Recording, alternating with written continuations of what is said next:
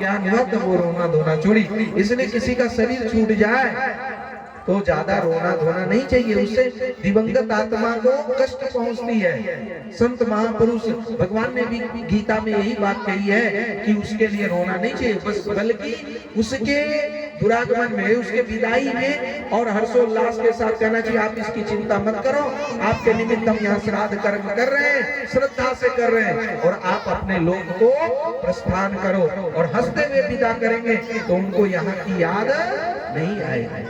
ऐसे रोना तो आता है, वो बात अलग है, पर जानबूझ करके दिखलाने के लिए और ज्यादा रोना अच्छी बात नहीं है। नहीं तो वही कफ पित्त बात आंसू उस मृत आत्मा को प्राप्त होता है। और जो अमर कथा सुन लेता है कि शरीर जन्म लेता है और मरता है, आत्मा ना तो जन्म लेती है ना तो मरती है, एनर्जी तो यहीं पर है, वो ऊर्जा कोई नष्ट भी नहीं कर सकता, वो तो सिर्फ ट्रांसफॉर्म हो रही है, वो तो सिर्फ रूपांतरित होती है। यही अमर कथा सुखदेव जी ने सुना, वही सुखदेव जी को प्रणाम कर रहे हैं व्यास जी, और प्रणाम करते हुए तब फिर ध्यान में आया अरे ठाकुर जी को तो ठाकुर जी को भी प्रणाम कर रहे हैं क्या कि सदा निरस्त कुहकम सत्यम परम धीमहि। हे प्रभु आप ही जो है यंत्र त्रिसर्गो मृषा हो, आप ही तीनों तापों को नाश करने वाले हो, आप ही आदि दैविक आदि भौतिक और आध्यात्मिक ये जो तीनों ताप है इसको नाश करने वाले हो, आप ही इस जगत के सृष्टा हो, पालन करता हो, और आप ही हरता हो, आप ही सब कुछ हो। इसलिए हे सच्चिदानंद घन भगवान हम आपका ध्यान करते हैं। अब देखो ध्यान पर बहुत सी बातें चल रही है, बहुत सा मत खड़ा है, पर actually what is meditation? Meditation है क्या, ध्यान क्या है? तो मुंडेर मुंडेर मतिर भिन्ना हो गया। और ध्यान की कोई एक ही विधि नहीं है। कई लोग कहते हैं बस इसी विधि से करोगे तो मुक्ति मिलेगी, नहीं। कंसंट्रेट होने के लिए there are so many ways, जो तो मौत तो पौत, जितना मत है उतनी रास्ताएं हैं, और सभी मत सभी पथ एक ही जगह पहुंचता है। ऐसा नहीं कि इसी मत से ही मुक्ति मिलेगी, ये तो मत को अटकने वाली बात हो गई, ऐसी नहीं। और सब अपने मत को बड़ा ही करता है। हम भी कहेंगे कि हम कृष्ण भक्त हैं तो कृष्ण बड़ा है, राम की कथा करते हैं तो कहते हैं राम बड़े, शिव की कथा करते हैं, बल्कि राम कृष्ण शिव ये तो नाम है, और नाम से बड़ा नाम ही है। और नाम ही क्या है? वो ऊर्जा है, वो शक्ति है, उसका कोई नाम नहीं होता। बस उस शक्ति को समझिए, क्योंकि शक्ति तो एक ही है, उसी से ये साउंड सिस्टम है, उसी से ये लाइट है, उसी को पंखे से जोड़ दो तो हवा है, उसी को गीजर से जोड़ दो तो गर्म पानी मिलेगा, और फ्रिज से जोड़ दो तो ठंडा मिलता है। पर शक्ति तो एक ही है, पर वो जैसा कार्य होता है वैसा नाम मिल जाता है। उस शक्ति से जब हम विद्या के रूप में पूछते हैं सरस्वती है, जब हम धन के रूप में पूछते हैं तो लक्ष्मी है, जब हम उसको हरण के लिए, हरता के लिए, विध्वंस के लिए, पापों के नाश करने के लिए पूछते हैं वही कालिका है। बल्कि शक्ति ना तो स्त्री है ना तो पुरुष है, वह तो अर्धनारीश्वर है, वो पुरुष भी है वो स्त्री भी है। अब जो जिस रूप में पुकारता है वो उसी रूप में बन जाता है, उसका कोई रंग नहीं है। आप उसमें जैसा कलर लगा दो वैसा प्रकाश हमें कलर का मिलता है। इसलिए नाम रूप में न अटके, बल्कि नाम रूप के पीछे जो नामी है प्रकाशक परमात्मा है, उस प्रकाश के पीछे जो शक्ति है सत्ता है। कई लोग ये भी नहीं जानते सबके पार में कौन है, सत असत हूं के पार में।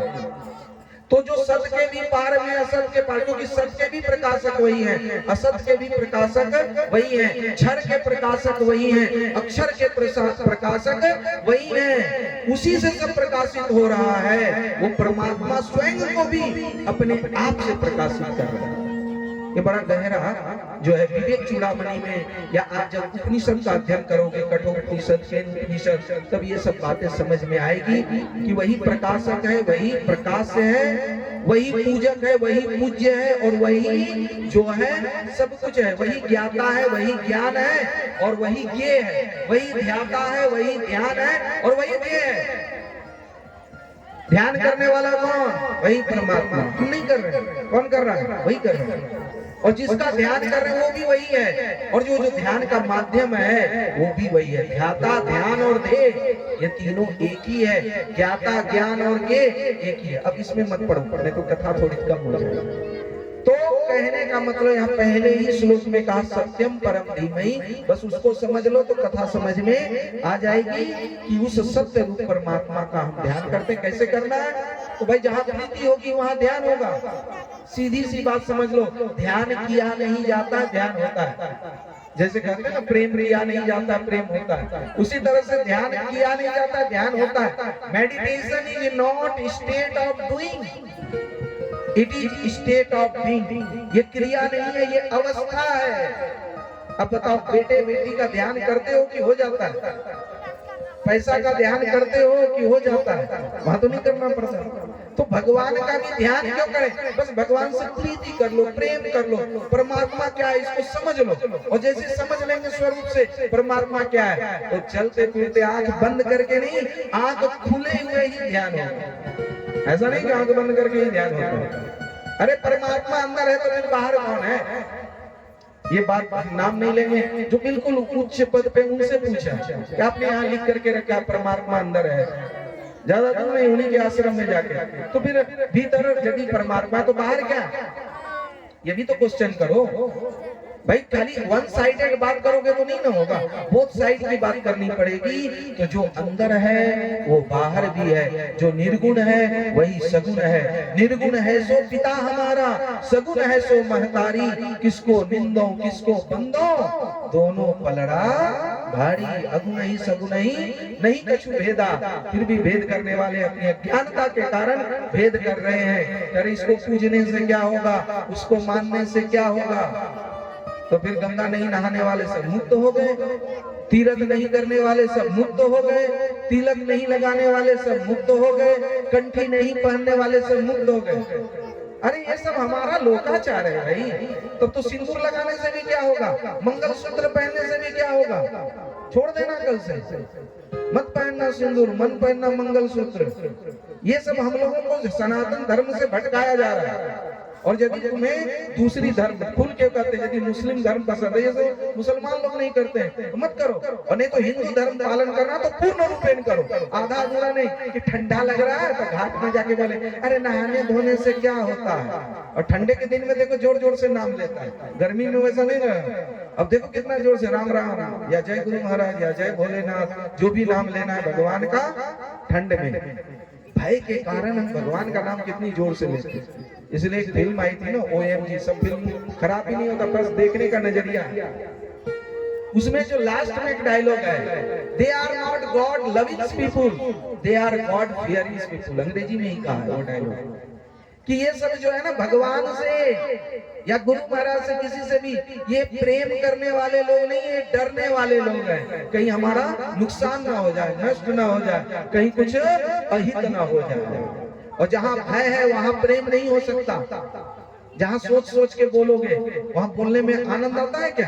अरे आनंद तो वही आता है जहाँ बिना बेझिझक बोलते हैं, बेझिझक बैठते हैं, बिना विचारे जो होता है उसमें आनंद आता है। सोच सोच के थोड़ी आनंद आता है। तो जहाँ भय है, डर है, वहां प्रीत नहीं हो सकता। और जहाँ प्रीत है, प्रेम है, वहां डर नहीं हो सकता। इसलिए भगवान से प्रेम करो, डरो मत। भगवान किसी का नुकसान नहीं करते। डरना है तो गलती से डरो। हरि डर गुरु डर जगत डर, डर करनी में सार, रज्जब डरिया सो उबरिया, गाफिल खाई मार। डरना है तो बस इस जगह डरो, बाद बाकी कहीं मत डरो। कल से नहीं डरोगे ना, पक्का नहीं डरोगे। ऐसे ही प्रवचन कर रहे थे सूरत में, पार्ले पॉइंट में, राधा कृष्ण मंदिर, यही इसी पर बोल दिए। और गीता जी का श्लोक भी ले लिए थे, अभयम सत्य संशुद्धि ज्ञान योग व्यवस्थित दानम दमस्य, ओ दैवी संपदा का श्लोक। और इस पर हम एकदम बिल्कुल एक घंटा तक बोलते ही रहे, लीडर बनो। अब हम इस पर दृष्टांत की कहानी भी सुना दिए। कहानी आप लोग भी सुन लो, क्योंकि कहानी थोड़ा सिद्धांत समझने के लिए दृष्टांत बड़ा आवश्यक हो जाता है। एक बार ऐसे जहाज पे, नाव पे पति पत्नी बहुत से लोग जा रहे थे। तूफान आई, नाव डगमगाया। अब जो पति थे वो भगवान का नाम पुकारने लगा, एकदम शांत भाव से बैठ गया। पत्नी बिल्कुल घबरा गई, तूफान आ गया, बीच मझधार में नाव है और आप शांत चित्त होकर के बैठे हो। राजा था, मन राजशाही, अब बंदूक लेके ही रखा था। आप लोग के तो घर में किसी के पास नहीं होगा, है क्या? हम देखे इधर कई लोग मिट्टी के नीचे छुपा छुपा के रखते हैं, कोई तार का पत्ता में रखा, ज्यादा नहीं, गंगा के हम बहुत लोगों के। अरे एक बार तो इधर ठंडी के दिन में ही सोने आए और दिया हमको रेजाए, और जैसे रेजैया खोले ओकरा से बंदूकवार गोलियों निकला। हमले की हो जान ले भो की डुलने बाबा गलती से तो कहने का तात्पर्य है, आप लोग तो नहीं है वैसे, तो वो लेके चल रहा था, पत्नी से कहा कि ज्यादा बोलोगी तो मार ही देंगे। कहा आपको इस संकट के समय और ये जो तूफान आया इसमें आपको मजाक लग रहा है, आप हमको मार देंगे। अरे बंदूक किसको दिखाता, हम डरने वाले नहीं है, अपना बंदूक अपने पास ही रखिए।